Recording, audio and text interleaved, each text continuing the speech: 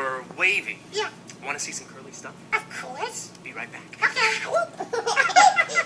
Whoa. See these ribbons?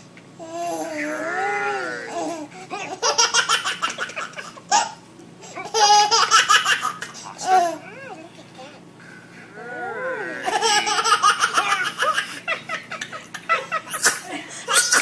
See this straw? Curly. And that's curly. Yeah. Oh, Elmo and Mr. Neil show one more thing that's curly. That's a great word, Elmo. Yeah. I love it too. When something's curly, it means it's twisty or wavy. Yeah, Want to see some curly stuff? of course. Be right back. Okay. Whoa. See these ribbons?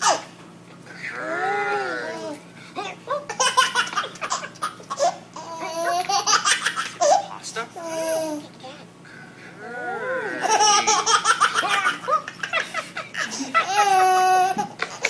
See this straw? Curly.